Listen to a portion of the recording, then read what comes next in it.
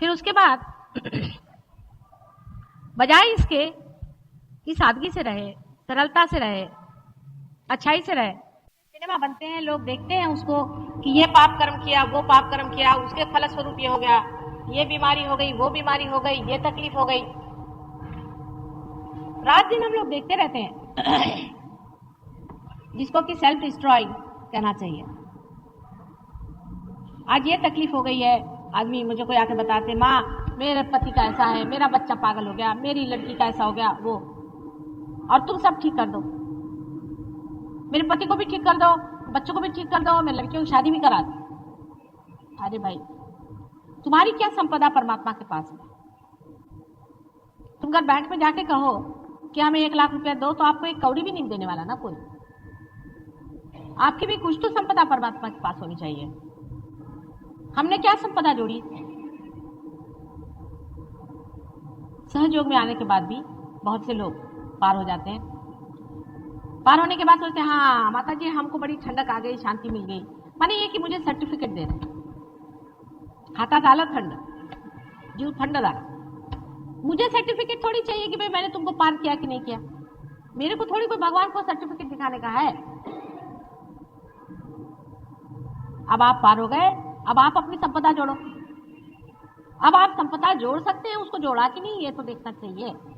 अभी देखिए ये लड़की है, इसकी पूर्व संपदा कुछ भी नहीं, इसके माँ की भी नहीं, बाप की नहीं। माँ ने ब्लैक मैजिक किया और बाप ने न जाने कितने धंधे किए, 50 लड़कियों के पीछे भागता रहा, कितनों की जिंदगियां खराब कर। ससुर एक नमूना तो वो दूसरे नमूने। पूर्व संपदा तो सारी बेकार हो गई। उसके बाद सहयोग में आने के बाद भी अगर मनुष्य सोचे कि हाँ भाई मुझे शांति मिल जाए, मैं शांतिमय हो जाऊं, मुझे सुख मिल जाए, बस,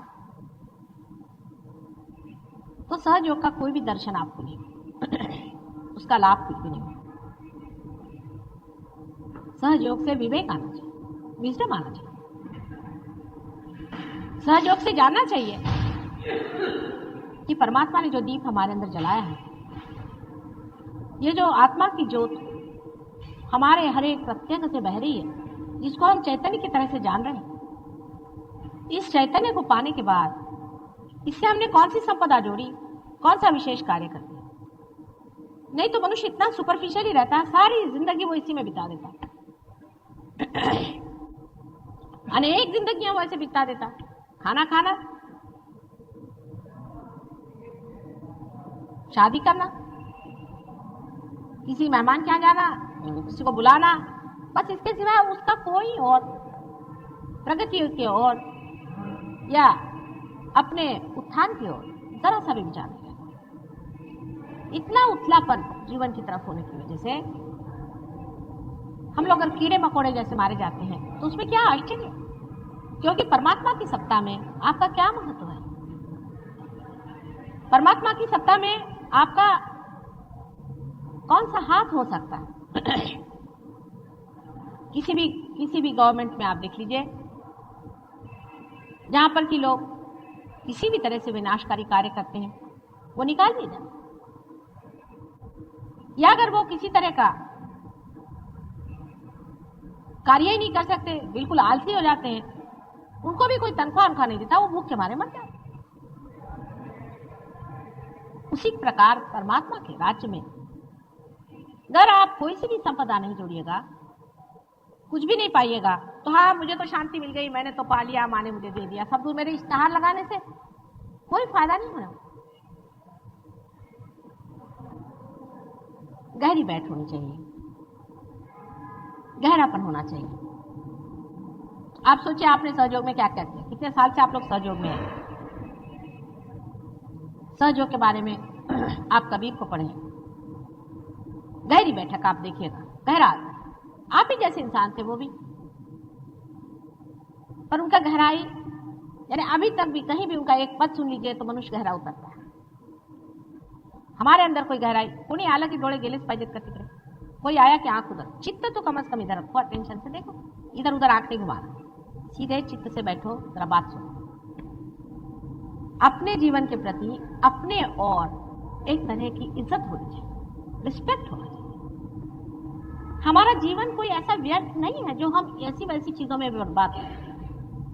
2-4 पैसे कमाने के पीछे में हम अपना मनुष्य का जीवन नहीं व्यर्थ करने चाहते। हमारा मनुष्य का जीवन अनेक योनियों से बीतने के बाद आज यहाँ पर आया और उसके बाद सहयोग से हमने इतनी प्राप्ति कर। अब इस जीवन का हमने क्या उपयोग किया। आज मुझे बड़ा आनंद आया, एक जगह गई थी मैं, तो वो बताने लगे कि आपके एक शिष्य हैं, उन्होंने हमारी लड़की की तबीयत ठीक कर दी। मैंने कहा क्या नाम?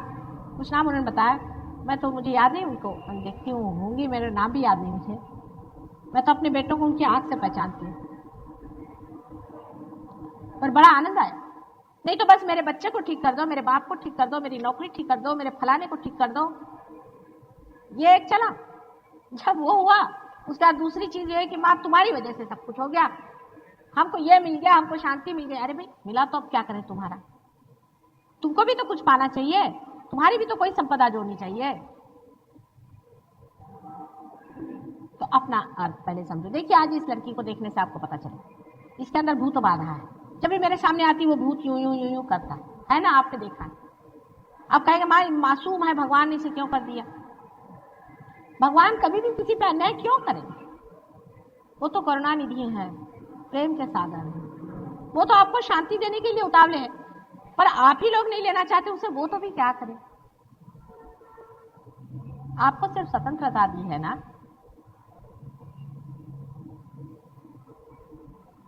इस स्वतंत्रता का उपयोग आप लोग अगर अपने उत्थान के लिए, अपनी संपदा जोड़ने के लिए करें तो सहयोग में अनंत उसकी राशियां की राशियां पड़ी। मुफ्त में हजारों लाखों करोड़ों ऐसे आशीर्वाद पड़े हुए हैं जिसको लेते, उस आशीर्वाद को लेने के लिए, उस परम आनंद को पाने के लिए अपने में गहराई उतारना चाहिए। जैसे अगर आपके अंदर प्याला ही नहीं हो तो क्या पत्थर पे पानी डालें? मनुष्य को जिसको अपने प्रति कोई भी श्रद्धा नहीं है और कोई सा भी रिस्पेक्ट नहीं है, जो अपनी जिंदगी का क्षण क्षण व्यर्थ फेंक रहा है, उसके अंदर क्या परमात्मा का राज्य उतरेगा और उतर के भी उसका क्या फायदा होगा। इसकी संपदा जोड़नी हो, क्षण क्षण हर शब्द में इसकी संपदा जोड़नी। एक शब्द भी मुंह से निकले तो वो मंत्र बन सकता है। आप जानते हैं जब मैं बोलती हूँ तो आपके अंदर के चक्र घूमने लग जाते हैं।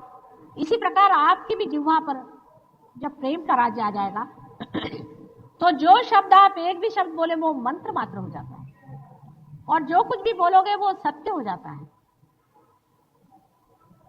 अब तो अनंत के दरवाजे खुल गए। जब परमात्मा के राज्य में आपका समावेश हो गया तो अब उससे और क्या अधिक हो सकता है। पर इस वक्त वो डिग्निटी, वो बड़प्पन, वो संजीदापन जब तक आप लोग अपनाएंगे नहीं